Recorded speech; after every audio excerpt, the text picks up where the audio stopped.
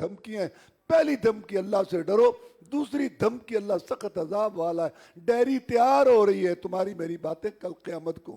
ایک عورت ام یعقوب آئی, آگے کہنے لگی کہ اے عبداللہ بن مسعود رضی اللہ تعالیٰ عنہ, تو لعنت کرتا ہے ایسی عورتوں پر, تو لعنت کرتا ہے ایسی عورتوں پر جو بنوٹی بال لگاتی ہیں یا لگواتی ہیں, دانتوں میں فاصلہ کرتی ہیں یا کرواتی ہیں, چہرے کے بال اکھیڑتی ہیں یا اکھڑواتی ہیں, جسم کے کسی حصے کو زخمی کر کے سرما بھرتی ہیں یا بھرواتی ہیں, تو لعنت کرتا ہے ایسی عورتوں پر. انہوں نے کہا, اے عورت میں کیوں نہ لعنت کروں ان عورتوں پر جن پر اللہ نے اپنی کتاب میں لعنت کی ہے. میں نے قرآن پڑھا ہے عبداللہ, اس میں لعنت نہیں. اس وقت کی عورتیں بھی قرآن جانتی تھی, آج مرد ہزاروں کی تعداد میں جن کو ناظر قرآن نہیں آتا. اللہ ہمارے حال پر رحم فرمائے. ہندو, یہودی, سکھ, عیسائی اپنی کتاب جانتا ہے, اور مسلمانوں کو کتاب, دنیا کی عظیم کتاب, اور اس کا مفہوم نہیں آتا. کہتی ہے میں نے قرآن پڑھا ہے. انہوں نے کہا اچھا تو یہ بتا, یہ عہد پڑھی ہے, ما آتاکم الرسول فخذوہ ما نہاکم عنہ فانتہوا. ہاں یہ تو پڑھی ہے, جو رسول اللہ صلی اللہ علیہ وسلم دیں ہدایات اس کو لے لو, جس سے روک کے رک جائے. یہ پڑھی, ہاں پڑھی ہے. تو پھر اللہ کے رسول نے لعنت کی ہے ایسی عورتوں پر جو بنوٹی بال لگاتی ہیں, لگواتی ہیں, چہرے کے بال اکھیڑتی ہیں, اکھڑواتی ہیں, اور جسم دانتوں میں فاصلہ کرتی ہیں, کرواتی ہیں, جسم کے کسی حصے کو زخمی کر کے سرما بھرتی ہیں, بھرواتی ہیں. جب اللہ کے رسول نے لعنت کی ہے تو اللہ کے رسول کا لعنت کرنا اللہ کا لعنت کرنا ہے, کیونکہ اللہ کہتا ہے کہ جو کو رسول اللہ صلی اللہ علیہ وسلم دیں اس کو لے لو جس سے روک کے رک جائے. اب ذرا دیکھ لو یہ لش پش سیٹنگ میٹنگ مردوں کی, عورتوں کی بیوٹی پارلر, یہی تجھ کو دھن نہیں رہوں سب سے اعلیٰ ہو زینت نے ڈالی, وہ فیشن ہے, سب اسی کے پیچھے لگے ہوئے ہیں. اللہ سمجھنے کی توفیق عطا فرمائے. اچھا, عورت کا چہرہ بالوں سے خالی ہے, عورت کے چہرے پر بال نہیں ہوتے, اور عورت کو حکم ہے بن سنور کر رہے. کس کے لیے؟ جس کے لیے بننا ہے. وہ چند بال اکھیڑے تو ملعون نہ, اور جس کے چہرے کو اللہ تعالیٰ نے داڑھی سے مزین کیا, ہر دوسرے تیسرے دن ہزاروں بال مونڈ کے کاٹ کے پھینکے, کیا اس کو لعنت میں سے حصہ نہیں ملے گا؟ اس کے بعد اللہ نے 3 گروہوں کا تذکرہ کیا, ایک مہاجرین کا جو مکہ چھوڑ کے آئے, اور ایک انصار مدینہ والے جنہوں نے ان کو سینے سے لگایا. تیسرا گروہ مومنوں کا کون سا ہے؟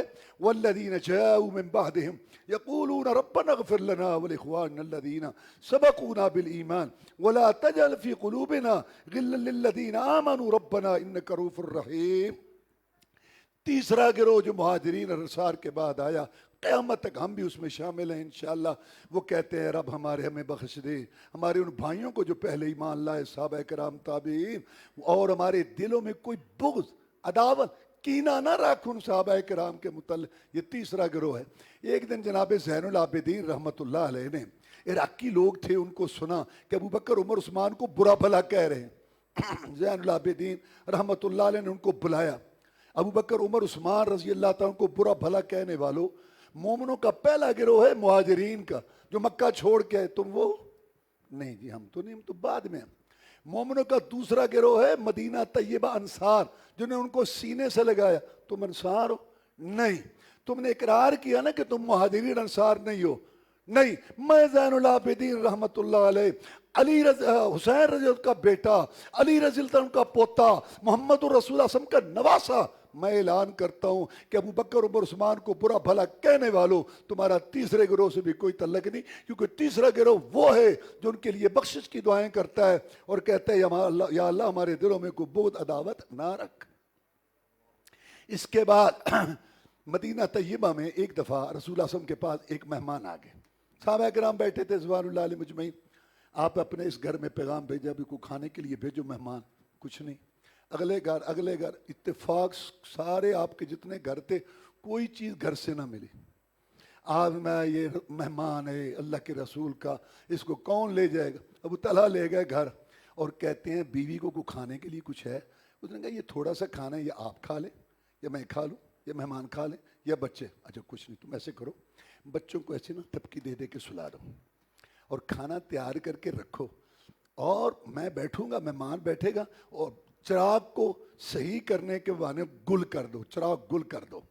اندھیرا ہوگا, میں ایسے ہاتھ مارتا رہوں گا, چلاتا رہوں گا, اس کے ہاتھ سے ہاتھ ٹکراتا رہوں گا, وہ سمجھے گا میں کھا رہا ہوں, مہمان کھا جائے گا, ہماری خیر ہے. ایسے کیا. صبح جب آئے رسول اعظم کے پاس، اللہ کے رسول صلی اللہ علیہ وسلم نے ان کو دیکھا تو آپ مسکرانے لگے. فرمایا وہ رات والی جو تمہاری بات ہے نا، وہ اللہ نے مجھے بتا دی ہے. اللہ تعالیٰ فرماتے ہیں وَيُؤْثِرُونَ عَلَىٰ أَنفُسِهِمْ وَلَوْ كَانَ بِهِمْ خَصَاصَةٌ، کتنی بھی بھوک ہو بھائیوں کو ترجیح دیتے.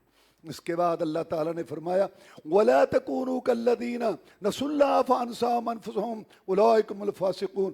ان لوگوں کی مانند نہ ہونا جنہوں نے اللہ کو بھلا دیا، اللہ نے ان کو ان کی جانیں بھلا دی. کیا مطلب؟ اللہ تعالیٰ کی طرف سے ہدایت آئی، اچھا کچھ نہیں، درس سنا، تقریر خطبہ سنا، اور ٹھیک ہے رب مہربان، محمد شفیع بیڑے پار دیکھی جائے گی. پھر ہدایت آئی، نماز پڑھنی چاہیے، حلال کھانا چاہیے، سچ بولنا چاہیے، سیرات ضمیر بتاتا ہے. اچھا کچھ نہیں ہوتا، یہ جان مٹھا گلا کے نہیں ڈٹھا، دیکھی جائے گی. بار بار جب انسان ہدایت کو، حق کو، صداقت کو، قرآن حدیث کو رد کرتا ہے، اللہ کو غصہ آ جاتا. میں نے تجھے تیرے بابے دادے پردادے کو بنایا، تو میری ملک پیداوار ہے، میں تیرا حقیقی مالک ہوں، تو اتنا لاپرواہ ہے. تیرے فائدے کے لیے میں نے ہدایت نازل کی ہے اور تو بار بار اس کو رد کر رہا ہے. وہ مالک ہے حقیقی ہمارا، اس کو سزا دینے کا حق ہے. اللہ جو چاہے سزا دے. سب سے خطرناک سزا اللہ کی بندے کو یہ ہے کہ آج سے تو ہماری ہدایت سے محروم ہے. جا محروم ہے. اگر تجھے نہیں ضرورت تو ہمیں بھی نہیں. وَلَا تَكُونُوا كَالَّذِينَ نَسُوا اللَّهَ فَأَنسَاهُمْ أَنفُسَهُمْ. ان لوگوں کی مانند نہ ہونا جنہوں نے اللہ کو بھلایا، اللہ نے ان کو ان کی جانیں بھلا دی. کیا مطلب؟ جان کی تراش خراش، کھانا پینا، سردی گرمی کے لباس، گھر کے اندر سہولتیں، ہر چیز یاد رہی. لیکن اس جان نے قبر کے کیڑوں سے کیسے بچنا ہے؟ اس نے جہنم کی آگ، جو اس آگ سے 70 گنا زیادہ، جس کا ایک شعلہ سر چہرے کی کھال کو دھیڑ کے رکھ دے گا، اس سے کہ بھول گئے. آپ حیران ہوتے کہ محلوں کے محلے، علاقوں کے علاقے، مارکیٹوں کی مارکیٹیں، سارے یہ سوئی اللہ نے ان کو محروم کر رکھا ہے. محروم. ابتدا بندے کی طرف سے تھی، سوچ بندے کی، فکر بندے کی غلط راک، تو اللہ نے اس کو اس کے حال پہ چھوڑا. یہ بہت بڑی سخت سزا ہے. اللہ تعالیٰ ہمیں اس سے بچائے. اس کے بعد اللہ تعالیٰ نے اپنی صفات کا بیان کیا کہ وہ خالق ہے. اللہ تبارک و تعالیٰ بادشاہ ہے، پاک ہے، سلامتی والا ہے، اور وہ امن دینے والا، حفاظت کرنے والا، عزیز جبار ہے. یہ سارے اللہ کے اچھے اچھے نام. سورہ ممتحنہ، ایک صحابی تھے حاتم نبی بلتا، ان سے غلطی ہوگی کہ خط لکھ دیا مکہ والوں کو. رسول اعظم کو اللہ نے بتا دیا. آپ نے کہا علی رضی اللہ تعالیٰ یہ آدمی لے کے جاؤ، وہاں روضۃ خاک نامی جگہ پہ ایک عورت جا رہی ہوگی، اس کے پاس خط ہے، وہ قبضے میں لینا. علی گئے رضی اللہ عنہ، اس کا راستہ روکا، خط لا نہیں ہے میرے پاس. اسی گھٹنی دیکھی، تھیلا دیکھا، خط نہیں نکلا. ساتھی کہنے لگے علی رضی اللہ تعالیٰ عنہ اس کے پاس خط نہیں ہے. کہا ہاں مجھے بھی نظر نہیں آ رہا، لیکن میں اپنی آنکھوں کو جھٹلا سکتا ہوں، تجربات کو جھٹلا سکتا ہوں، مشاہدات کو جھٹلا سکتا ہوں. دنیا کی ہر چیز غلط ہو سکتی ہے، لیکن آپ کے دو پیارے ہونٹوں، میٹھی زبان سے نکلی بات کبھی غلط نہیں ہو سکتی. خط ہے. جب رسولہ فرما رہے ہیں کہ خط ہے، پھر اس کو دھمکی دی کہ ہم تجھے ننگا کر کے، حالانکہ ننگا کیا کرنا تھا، دھمکی دی. اس نے بالوں کی چوٹی سے خط نکال دیا. کتنی اطاعت تھی. بھلا کیا لکھا ہے اس میں، بھلا اس میں کیا ہے؟ نہ اتنا لمبا سفر کر کے آ کے آپ کو پیش کر دیا. آپ نے دیکھا تو حاتم بن ابی بلتہ کی طرف سے تھا. حاتم یہ کیا جناب، یہ آپ کے جتنے صحابہ ہیں نا، ان کے وہاں رشتہ دار ہیں، وہ ان کے بیوی بچوں کا خیال رکھیں گے. بیوی بچے وہاں تھے کئی لوگوں کے. میں باہر سے اجنبی آیا ہوں. میں نے کہا نقصان تو ہمیں کو نہیں پہنچے گا، ایک میں احسان کر دوں، خط بھیج دوں، ان کو اطلاع کر دوں کہ ہم لوگ آ رہے ہیں، فتح مکہ کے موقع کی بات ہے، تو میرا احسان ہو جائے گا، میرے بچوں کا خیال رکھیں. کفر نہیں تھا، لیکن ہے غلطی. بچوں کے پیار، یہ اولاد، بچے بھی عجیب چیز ہوتی ہے.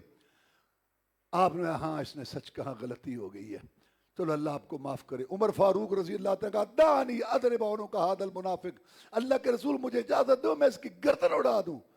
کئی دفعہ عمر نے جوش دکھایا رضی اللہ تعالیٰ، رسول اللہ صلی اللہ علیہ وسلم نے اس کو کچھ نہیں کہا.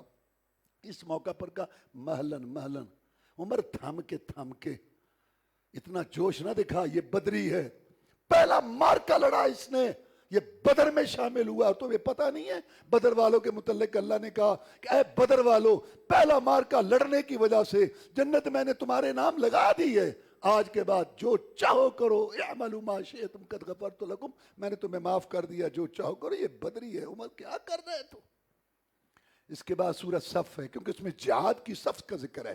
اللہ فرماتے ان اللہ یحب الذین یقاتلون فی سبیلہ صفا کانہم بنیان مرصوص. جو لوگ اللہ کی راہ میں صف باندھ کے چونہ گچ دیوار کی طرح ایسے جم کے لڑتے ہیں اللہ کو بڑے پیارے ہیں. اللہ عرش پر دیکھ کے ان کو خوش ہوتا ہے. رسول اللہ صلی اللہ علیہ وسلم کے درمیان اور عیسیٰ علیہ السلام کے درمیان کوئی اور نبی رسول نہیں ہے.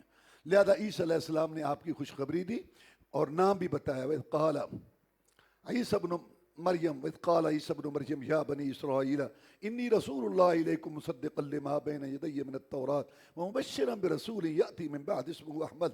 بنی اسرائیل میں تمہیں خوشخبری دیتا ہوں میرے بعد ایک رسول آئے گا اس کا نام احمد. آج بھی انجیل کے اندر بائبل کے اندر جو تبدیل شدہ ہے فارقلیت کا لفظ موجود ہے. اس کا معنی احمد ہے, اس کا معنی محمد ہے صلی اللہ علیہ وسلم. رسول اللہ فرماتے ہیں میں تمہیں بتاؤں اپنے متعلق اپنا تعارف کراؤں. میں باب ابراہیم کی دعا ہوں, بھائی عیسیٰ کی خوشخبری ہوں, اپنی ماں آمنہ کا خواب ہوں. عیسیٰ علیہ السلام نے خوشخبری دی احمد. آپ کا نام احمد بھی ہے محمد. احمد کا معنی جو سب سے زیادہ اللہ کی تعریف کرے اور محمد کا معنی جس کی ساری دنیا سب سے زیادہ تعریف کرے. وہ احمد بنا, سب سے زیادہ اللہ کی تعریف کی. رسول اللہ صلی اللہ علیہ وسلم نے اللہ تعالیٰ نے ان کی محبت ساری دنیا میں ڈال دی. پوری دنیا ان کی تعریف کر رہی ہے. احمد اور محمد یہ دونوں آپ کے نام ہیں. رسول اللہ صلی اللہ علیہ وسلم فرماتے ہیں کہ میرا نام احمد بھی ہے اور میرا نام محمد بھی ہے. آگے اللہ نے ایک تجارت بتائی. یا ایھا الذین آمنوا ھل ادلکم علی تجارۃ تنجیکم من عذاب علیم تؤمنون باللہ ورسولہ وتجاہدون فی سبیل اللہ باموالکم وانفسکم ذالکم خیر لکم ان کنتم تعلمون. تمہیں تجارت مالدار کام, یہ کام کا اور یہ معیشت بہت پسند ہے. سنو, اللہ کہتا ہے میں تمہیں تجارت بتاتا ہوں میرے بندو جو تمہیں دردناک عذاب سے بچائے گی. وہ تجارت کیا ہے؟ اللہ پر ایمان لاؤ, رسول پر, اور اللہ کی راہ میں جہاد کو اپنے مال و جانوں کے ساتھ. یہ بہتر ہے تمہارے لیے, اللہ تمہارے گناہ بھی معاف کر دے گا. تمہیں ایسے جنات باغات میں داخل کرے گا جن کے نیچے سے نہریں چلتی, ہمیشہ پاکیزہ رہائش گاہیں وہاں. اور یہ بہت بڑی کامیابی ہے. یہ تو آخرت ہے نا, اور دنیا میں وہ خورات تحبونہا نصر من اللہ وفتح قریب وبشر المومنین.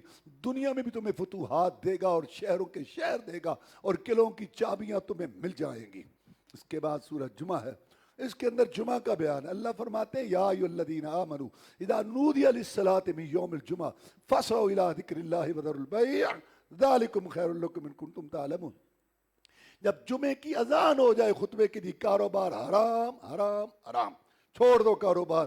ہاں, جمعے کے بعد اللہ کہتے ہیں جاؤ اللہ کا فضل تلاش کرو. اس کے بعد سورۃ منافقون ہے. منافق وہ ہوتا ہے جو اوپر سے کلمہ پڑھے دل میں اس کے کفر ہو. عبداللہ بن ابی اس کے متعلق فیصلہ ہو چکا تھا کہ یہ بادشاہ بننے والا ہے, اس کے لیے تاج تیار ہو چکا تھا. لوگ مسلمان ہو گئے, اس کے خواب جو ہے وہ سارے چکنا چور ہو گئے. اس نے اوپر سے کلمہ پڑھا, اس نے اور اس کے ساتھیوں نے اندر کفر, اور موقع بموقع تکلیف دیتے رہتے تھے اور سازشیں باتیں کرتے رہتے تھے. زید بن ارقم رضی اللہ تعالیٰ عنہ کا بھتیجا, انہوں نے بیان کیا کہ انصاری اور مہاجر لڑ پڑے. انسان تھے, جھگڑا ہو گیا. اس کو پتا چلا, ہاں اور بٹھاؤ, بڑے سینے سے لگائے, بڑا کھلایا پلایا, دو پناہ ان کو, آج تمہارے گلے پڑنے لگے ہیں. بڑی غلط بات کی. یہ تو وہی مثال, سمن کلبہ کا یاکل کا, کتے کو پال موٹا کر پھر تمہیں کھائے گا. وعدہ کرو میرے ساتھ جہاں سے جائیں گے, اور جو سب سے زیادہ عزت والا ہے اپنے آپ کو کہتا تھا ذلیلوں کو ہم وہاں سے نکال دیں گے.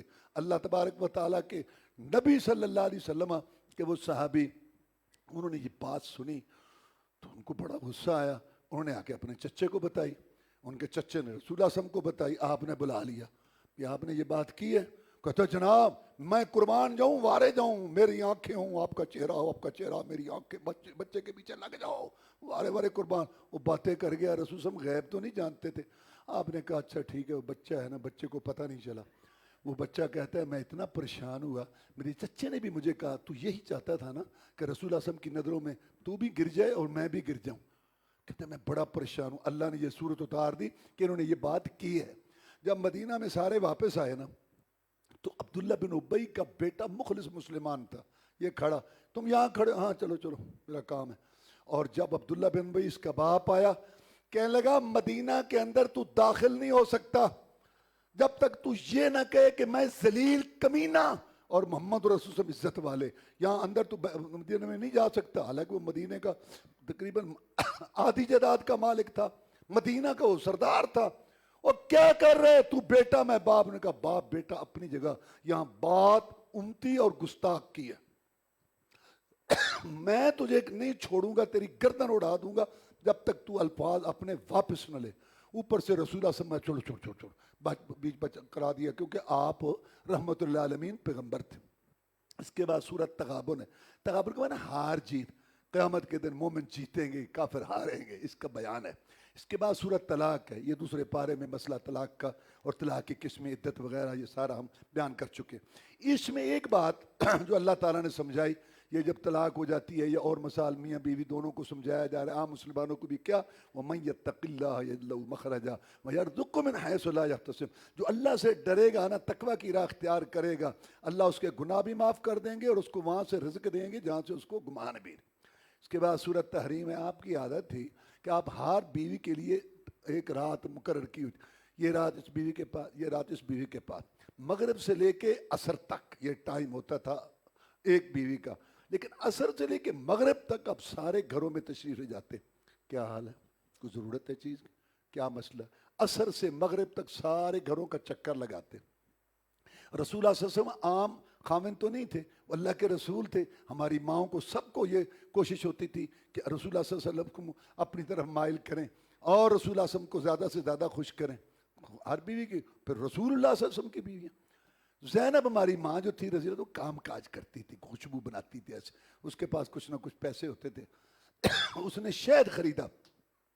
جب آپ جاتے ان کے پاس تو وہ کہتی میں آپ کو شہد پلاؤں، آپ کہتے پلا. اب وہ شہد نکالتی، پلیٹ میں ڈالتی، ٹائم تو لگتا ہے نا، پہلے تو تھوڑا تھوڑا ٹائم ہوتا تھا سب کے پاس. اب وہ شہد کھایا، بیٹھے گئے. آگے ہماری ماں عائشہ رضی اللہ عنہا انتظار کر رہی تھی، ہماری ماں حفصہ. انہوں نے کہا زینب کے گھر میں وہاں ٹائم زیادہ لگاتے ہیں، کیا مطلب؟ پتہ کرایا کہ وہاں شہد کا مسئلہ ہے. انہوں نے آپس میں، انسان تھی، آپس میں بات کی کہ آپ کے پاس آئے نا تو آپ بھی کہیں کہ آپ سے کچھ نا ہم قسم کی آ رہی ہے، آپ بھی کہنا میں بھی کہوں گی. جب انہوں نے کہا تو آپ نے فرمایا اچھا وہ میں نے شہد پیا ہے، اور شہد جو ہے نا مکھی جو پھولوں پر بیٹھتی ہے، ایک مغافیر بوٹی ہے اس پہ بیٹھی ہوگی، یہ وہ آج کے بعد میں شہد نہیں کھاؤں گا. ہم میں سے کسی چیز کو حلال سمجھتے ہوئے یہ کہہ دے کہ میں نہیں استعمال کروں گا، کوئی حرج نہیں. کئی لوگ دہی نہیں کھاتے، کئی لوگ گوشت نہیں کھاتے، کوئی بات، لیکن نبی کا مقام بہت اونچا ہے. جب نبی ایک چیز کو چھوڑے گا امت کے لیے مسئلہ ہو جائے گا. تو اللہ نے فرمایا یا ایھا النبی لم تحرم ما احل اللہ لک تبتغی مرضات ازواجک واللہ غفور الرحیم. اے نبی آپ کیوں حرام کرتے ہیں اس چیز کو جو اللہ نے آپ کے لیے حلال کیا؟ آپ طلب کرتے ہیں اپنی بیویوں کی مرضی کو. پھر آپ نے جو ہے اس کا کفارہ ادا کر دیا تھا. جب آدمی کو کہہ دے نا کہ یہ چیز مجھ پر حرام ہے، یہ قسم کی طرح ہوتی ہے، تو اس کا کفارہ قسم والا ہے جو پہلے آپ سن چکے ہیں. 10 مسکینوں کو کھانا کھلانا، کپڑا پلانا، یہ نہ ہو تو 3 روزے. اس کے بعد اللہ نے فرمایا یا ایھا الذین آمنوا قوا انفسکم واہلیکم نارا. اے ایمان والو اپنے آپ کو بھی بچا لو، بیوی بچوں کو بھی جہنم سے، جس کا ایندھن پتھر، جس کے اندر جو ہے لوگ اور پتھر ہوں گے اور سخت مزاج فرشتے، وہ کسی کی نہیں سنیں گے. اس آگ سے اپنے آپ کو بچا لو. یہ دنیا کی آگ کی چنگاری بچے پہ آ جائے، پھولوں جیسا بچہ، تو ہم تڑپنے لگ جاتے ہیں. اس سے 70 گنا زیادہ آگ میں اپنے پھول جیسے بچوں کو جلتا ہوا کیسے دیکھیں گے؟ ان کی تربیت کرو، ان کو جہنم سے بچانے کی کوشش کرو.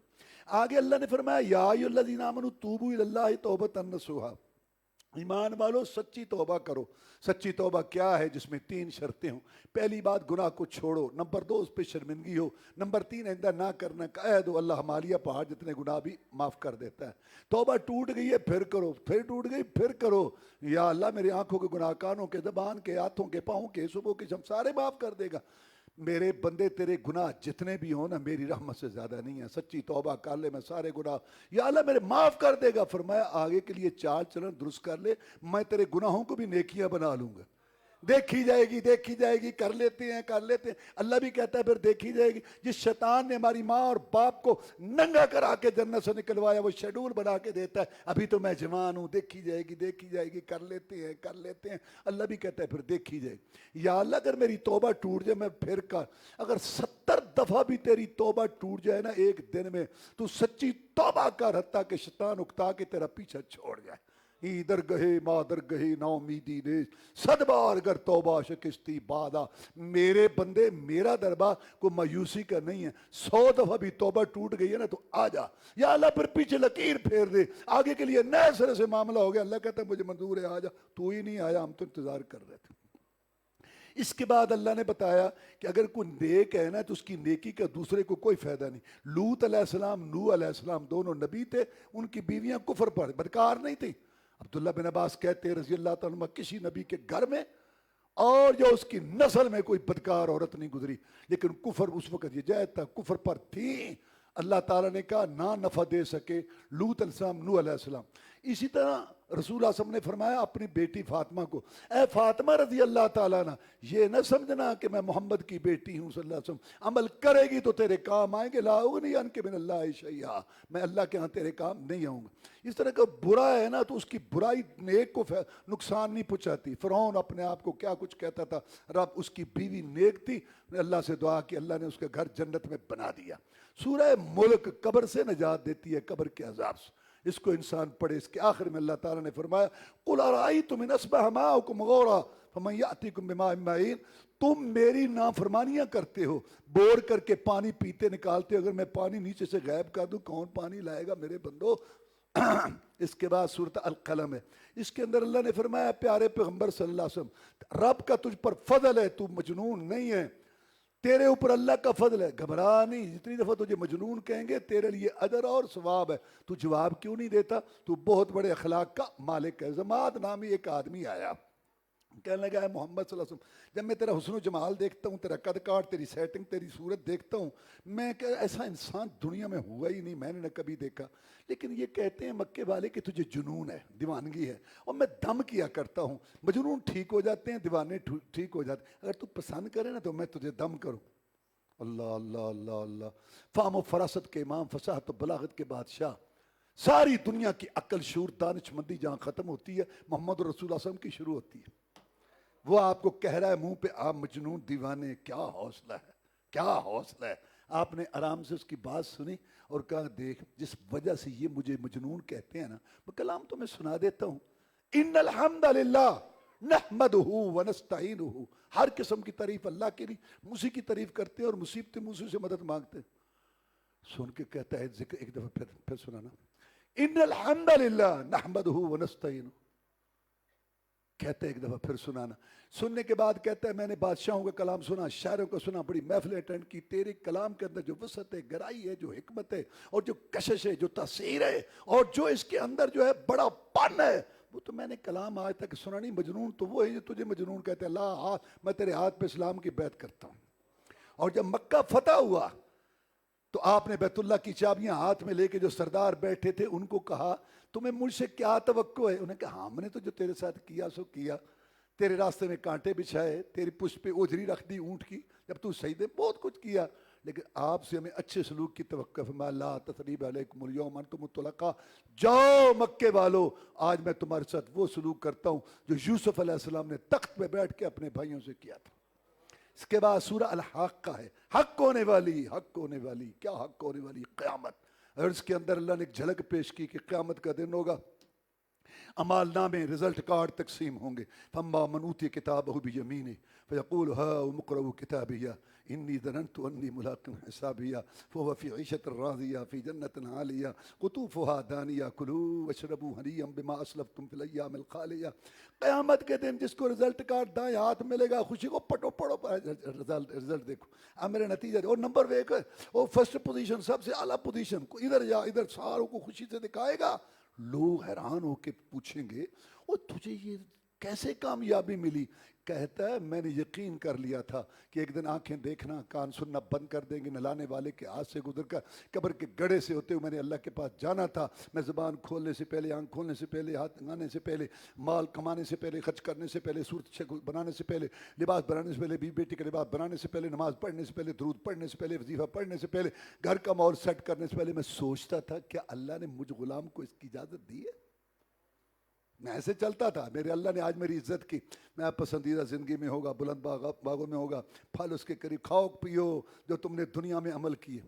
اور یہ بدبخت وَأَمَّا مَنْ أُوتِیَ کِتَابَهُ بِشِمَالِهِ یقول یا لیتنی لم اوت کتابیہ ولم ادر ما حسابیہ یا لیتها کانت القاضیہ ما اغنی عنی مالیہ ہلک عنی سلطانیہ۔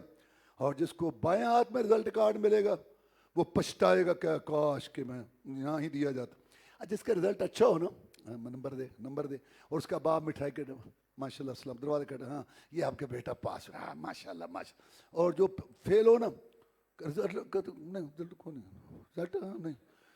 بورڈ نہیں، اللہ کرے بورڈ کو آگے لگے، وہ بتاتا نہیں۔ حالانکہ یہ دنیا کی کامیابیاں کچھ بھی نہیں، ڈگری جس کے پاس، ساری دنیا کے پاس ڈگری نہیں ہوتی، یہاں دوبارہ چانس بھی ملتا ہے۔ اللہ جو وہاں فیل ہمیشہ کے لیے وہ فیل اور دوبارہ چانس بھی نہیں ہے، اس وقت اس کا یہ حال ہوگا کہ اگر کاش یہ چٹھی نہ ملتی، مجھے پتہ ہی نہیں کہ صاحب کیا ہے، وہ جو پہلی موت آئی تھی اسی سے کام ہو جاتا، یہ میرا مال، نوٹوں کی دتھیاں، او میری جناب مارکیٹیں، میرے دکانیں، او میرے باغات، کوئی کام نہ آئے۔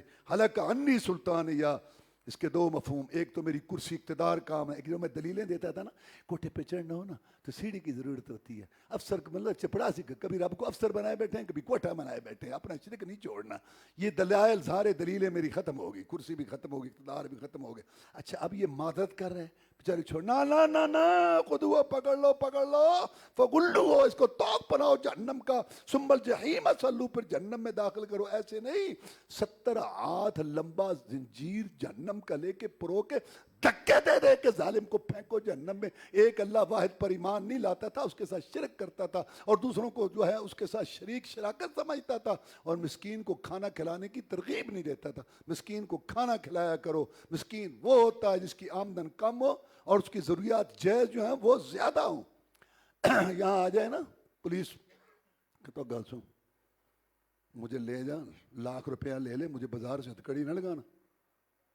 اللہ اس دن کی رسوائیوں سے بچائے، سب کے سامنے ہتھکڑی لا کے تو اس کو پھینکا جائے گا۔ اس کے اندر اس کے بعد صورت معارج ہے، اس کے اندر قیامت کا ایک اللہ نے منظر پیش کیا، فرمایا یود المجرم لو یفتدی من عذاب یومئذ ببنیہ وصاحبتہ واخیہ وفصیلتہ التی تؤویہ من فی الارض جمیعا ثم ینجیہ کلا انہا لظی نزاعۃ للشویٰ۔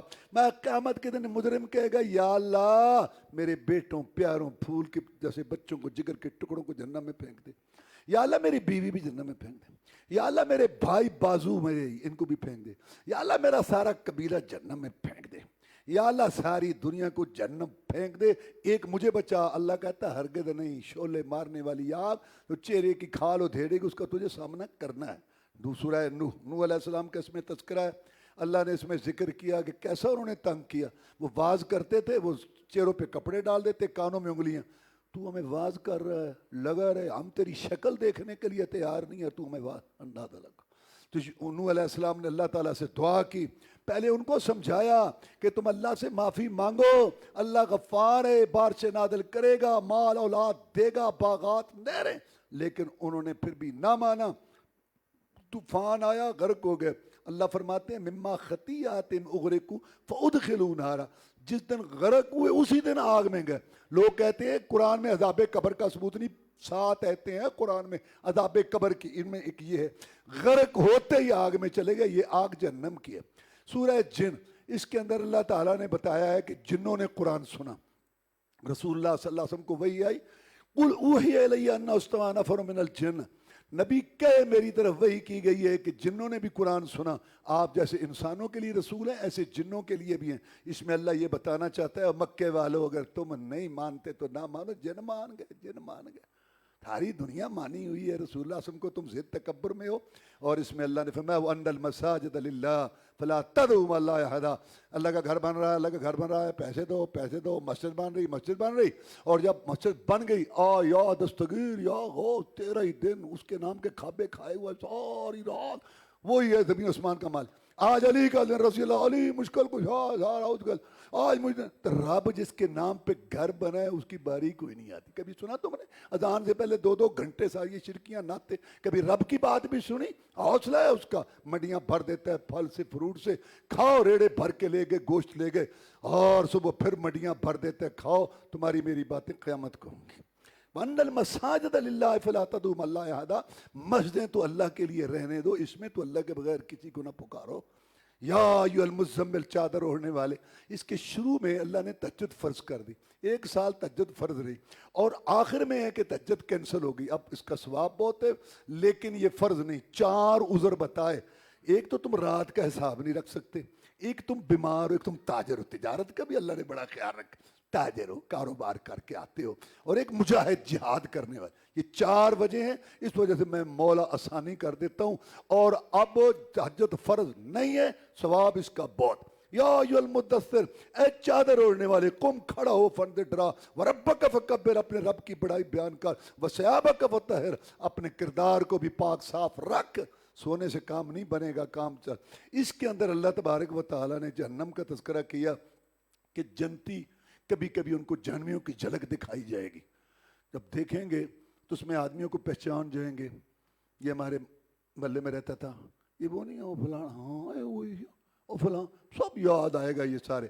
فرمایا اس دن فی جنات یتساءلون عن المجرمین ما سلککم فی سقر, وہ پوچھیں گے اور تمہیں کیا ہوا, تم جہنم میں کیوں آئے؟ شرمندہ ہو کے کہیں گے لم نک من المصلین, ہم نمازیں نہیں پڑھتے تھے.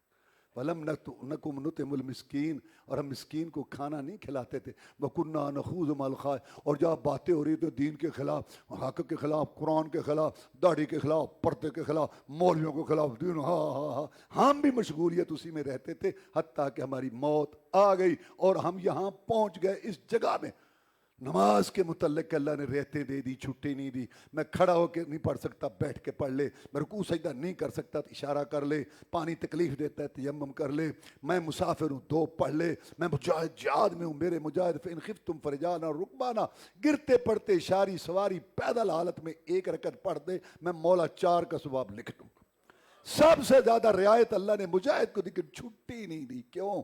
اللہ کہتا ہے میرے بندے, میں نے سب کچھ تیرے لیے بنایا. هو الذی خلق لکم ما فی الارض جمیعا, سب کچھ تیرے لیے بنایا, اور تمہیں میں نے اپنے لیے بنایا. کھیتیاں سرسبز ہیں تیری غذا کے واسطے, جانور پیدا ہوئے تیری وفا کے واسطے, چاند سورج اور ستارے ہیں ضیاء کے واسطے, سب جہاں تیرے لیے اور تو خدا کے واسطے. حی علی الصلاۃ سن کے بھی بچوں کاروبار کو گھر بار چھوڑ کے گپ شپ چھوڑ کے آتا ہے. اللہ کی قسم تیرے دل میں اللہ کی محبت ہے جو تجھے لائے. اور حی علی الصلاۃ حی الفلاح سن کے مسجد میں نہیں آتا, بھی بچوں میں دوستوں میں یخ یا بک پر 2 گھنٹے لوگ بک بک کرتے رہتے ہیں, 15 منٹ نماز کے لیے نہیں آتے. جھوٹے, تیرے دل میں اللہ کی کوئی محبت نہیں ہے. کیا نماز صرف رمضان میں فرض ہے؟ رسول اللہ صلی اللہ علیہ وسلم نے فرمایا من ترک الصلاۃ متعمدا فقد کفر, جس نے جان بوجھ کے جاگتے ہوئے ہوش واس میں رہتے ہوئے 1 نماز چھوڑی وہ کافر ہے. قرآن میں بے نماز مشرک ہے. ابھی آپ نے سنا بے نماز جو ہے وہ جہنمی ہے. رسول اللہ صلی اللہ علیہ وسلم نے, میرا دل چاہتا ہے ان گھروں کو آگ لگا دوں جو نماز پڑھنے نہیں آتے. بے نماز کی شکل میں محمد صلی اللہ علیہ وسلم دیکھنے کے لیے تیار نہیں. سورہ قیامہ, اس میں اللہ نے موت کا نقشہ کھینچا. اللہ فرماتے ہیں اذا بلغت التراق, جب جان یا ہنسلی پہ آ جائے گی اور سارے بیٹھے ہوں گے. وکیل امراؤ, بھاگو بھاگو, کوئی دم کرنے والا لاؤ, وہ بھاگو, ڈاکٹر ہو ڈاکٹر, او سارے بھاگ دوڑ. اللہ فرماتے ہیں کریں گے. وظن انہ الفراق, اور وہ مرنے والا سوچے گا اب جدائی کی گھڑیاں آ گئیں. بیویوں کو دیکھے گا, بچوں کو دیکھے گا, دوست پیسے کو, جگہ کو دیکھے گا, بھی مجھے پھٹے پہ ڈالیں گے, نہلائیں گے. اللہ, اس کی جو حسرت اور افسوس ہوگی, افسوس ہوگا. اور والتفت الساق بالساق, جب جان نکلی پنڈلی پنڈلی کے ساتھ ایسے کھینچ کے جان مروڑا دے کے اس کی وہ جان نکلے گی. اس وقت جو ہے نا, موت نام ہے کہندے میرا تے جس گھر قدم ٹکاواں میں, دکھ درداں دی بارش پاواں تے خوشیاں خاک ملاواں میں. بیٹھے کول سیانے رہندے تے کردی اثر دوائی نہ, پہنچ میری تو وڈا آج تک جمیا کسے بھی مائی نہ. سورت دہر, اس میں اللہ نے فرمایا انا ہدیناہ السبیل اما شاکرا و اما کفورا. ہم نے انسان کو پیدا کیا, دیکھنے سننے والا بنایا, اور سوچنے کے لیے عقل دے دی، دو راستے دکھا دی، حق کا باطل کا، جنت کے جہنم کا، رحمان کے لیے شیطان، سوچنے کے لیے عقل دے دی، میرے بندے چاہے یہ اختیار کر چاہے یہ اختیار کر، نہ زبردستی ادھر ہے نہ زبردستی ادھر ہے، ڈیری جگہ وقت لکھا جا رہا ہے، اور کل قیامت کے دن تیری میری باتیں ہوں گی۔ المرسلات، چھوڑیے ہوائیں، اس کے اندر جہنم کا اللہ نے تذکرہ کیا۔ ایک مقام سن لیں، اللہ فرماتے ہیں انطلقوا الی ما کنتم به تکذبون، چلو جہنم کی طرف جس کا تمہیں یقین نہیں تھا، انطلقوا الی ظل ذی ثلاث شعاب، چلو اس جہنم کی طرف جس کا سایہ تین شاخیں۔ کیا مطلب؟ جب شعلے پہاڑوں جیسے بلند ہوں گے تو ان کے سائے ہوں گے، تین تین سائے، بڑے بڑے جو شعلے ہوں گے ان کے سائے۔ اور آگے اللہ تعالیٰ فرماتے لا دلیل ولا یغنی من اللہ، نہ سایہ ہوگا نہ تپش سے کفایت کریں گے، انہا ترمی بشرر کالقصر، جہنم کے شعلے بڑے بڑے محلات کی طرح ہوں گے، دیکھنے والا سمجھے گا کنہو جمالات صفر، گویا زرد رنگ کی اونٹوں کی قطار جا رہی ہے، ایسے شعلے ہوں گے۔ ویل یومئذ للمکذبین، ہلاکت ہو ان لوگوں کے لیے جو اس کا خیال نہیں رکھتے اور تیاری نہیں کرتے۔ اور سورت کے آخر میں اللہ نے فرمایا اتنا میں نے تم سمجھایا میرے بندو، کبھی عقلی دلائل، کبھی نقلی دلائل، کبھی بارش کے دلائل، کبھی زمین کے دلائل، کبھی آسمان کے دلائل، اور کبھی انسان کی پیدائش کے دلائل، کبھی کھیتی باڑی کے دلائل، میں نے اتنے دلائل سے سمجھایا۔ فبأي حدیث بعدہ یؤمنون، اب بھی تمہیں سمجھ نہیں آتی، پتہ نہیں قرآن کے بعد کون سی بات ہے جو تمہیں اثر کرے گی۔ بآخر دعوانا